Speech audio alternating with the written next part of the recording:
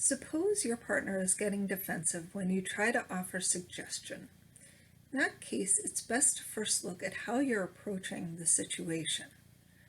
Are you approaching your partner in a way that is making them feel judged and hooked, or loved and safe?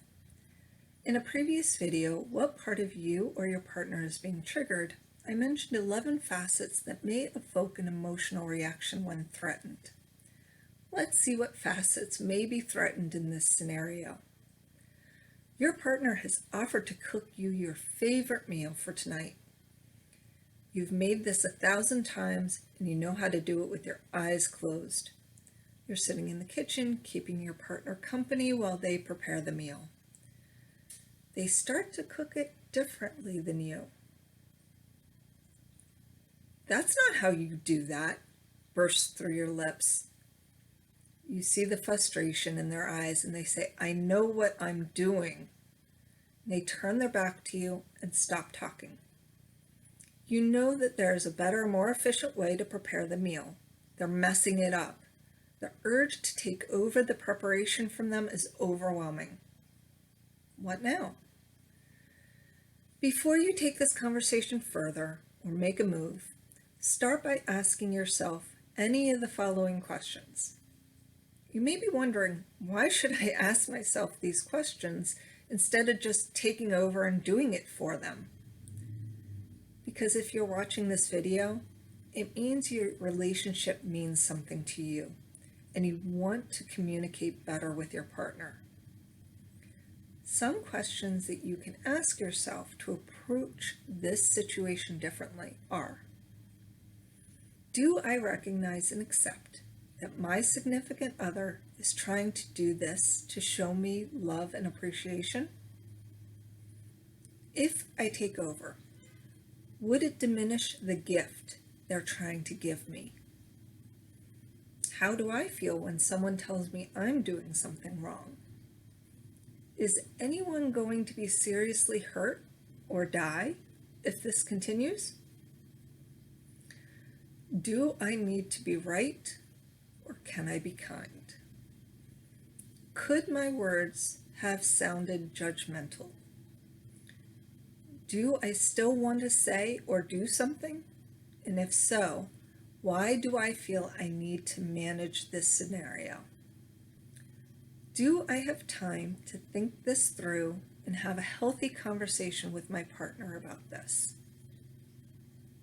What is my goal in making this recommendation or suggestion?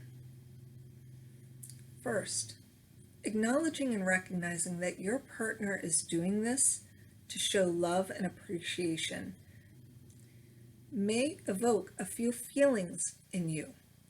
What story are you telling yourself about the reason your partner is doing this? Are you assuming that your partner is doing this task to manipulate you or get something in return? Or are you giving them the benefit of the doubt that they are doing this with your best interest in mind? Your view of your partner's intent will color your feelings.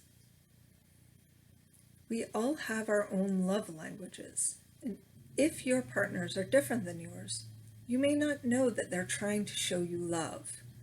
One of the love languages is acts of service. If your partner is preparing a meal for you, that is an act of service. Maybe you're uncomfortable with receiving love this way because it's not your love language.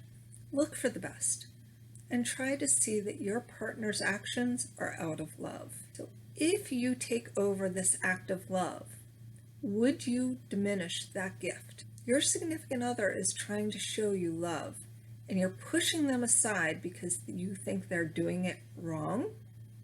How do you feel when they discard something you've tried to do for them?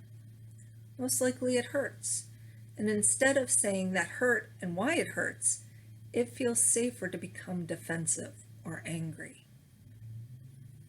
When you made the judgmental comment, "That's not how you do it," it may have hooked your partner's competency, independence, or expect the best facets. Everyone has the need to feel competent and feel useful. It does not matter how confident or sure of themselves your partner seems. We may want to feel that we have independence and freedom to make our own choices and put our own spin on things. Also, we want our partners to feel that they trust us and know that we are doing and giving our best. When someone tells you you are doing something wrong, how do you feel? Could you have just evoked the same feeling in your partner? Will either of you be injured or could die from the actions your partner is taking? Unless he put poison in it or an ingredient you're allergic to, most likely no. If you believe that your original comment came out in a judgmental way, is it because you're judging them for doing the action differently than you would? Is it possible that the meal would come out the same or better the way your partner is making it? And even if it comes out differently, could it not taste delicious that way too?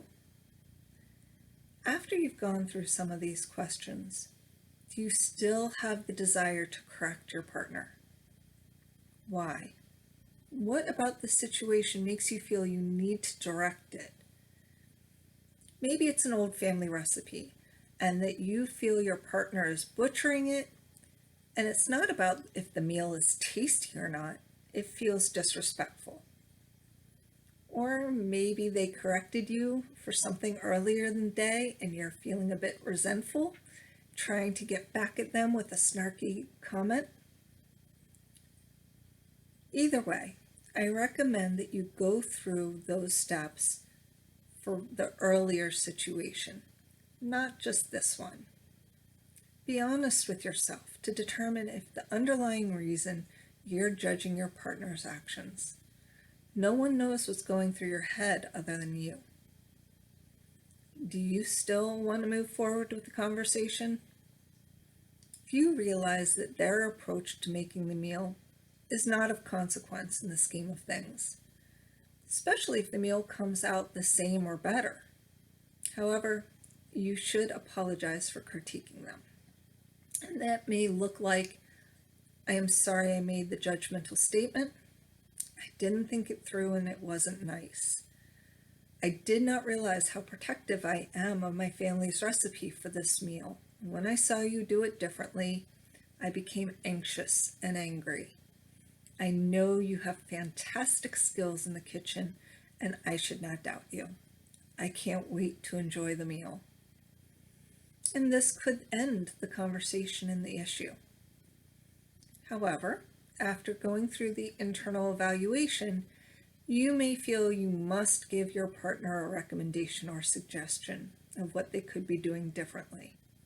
If that's the case, determine if now is the right time to have that discussion. Or can you have it later? Having it after some time to think is usually best and gives you both a chance to calm down a little. Second, no matter when you have this conversation, know what your ideal result is for the conversation. You will want the result to be thoughtful and will help strengthen communication in your relationship. What the goal of the conversation may look like: I want my partner to know how much my family's recipe means to me, to have safe and loving conversation, and us to respect each other's traditions. Third, know what results you do not want to occur. Maybe I don't want this to become a tit-for-tat conversation where we're pointing fingers and yelling. I don't want to make one of us shut down because we're hurt. Fourth, because you've already spit out a judgmental statement, your partner may not feel safe to have the conversation. How can you make it safe? One way to make it safe and make them comfortable is to acknowledge your behavior and explain why. You could say, I'm sorry I made the judgmental statement. I know it wasn't nice. I reacted because I'm protective of my family's recipe. When I saw you do it differently, I became anxious and angry. Fifth, be curious. Ask them why they chose to do it this way. It may look like, I never thought of doing it that way. Can you explain what made you think of it? They could say something to the effect, well, I saw my grandfather do this whenever he cooked, and it stuck with me. And plus, my grandmother always liked it. I wanted to try it out and see if our family traditions could work together. Sixth, listen to their response and paraphrase it back to them. You could say, oh, so the trick you used, you learned from your grandparents and thought it would be nice to blend our two families' traditions together. Finally, if you're in agreement at this point, then it could be the end of the discomfort. Additionally, you've now created a safe place for this conversation. However, suppose you're not comfortable with explanation. In that case, I would recommend you start going through the 6 steps again, adding in the new knowledge, and keep digging and being curious. Please note that this approach will not work in every situation. It depends on the conflict dynamic. It's only one of many ways to approach this type of conversation. If you feel you have a push-pull dynamic with your partner, and one or both of you are being triggered by competency, independence, or expect the best facets, schedule a 30-minute initial consultation with me by clicking the link in the description, and we'll discuss. Thank you.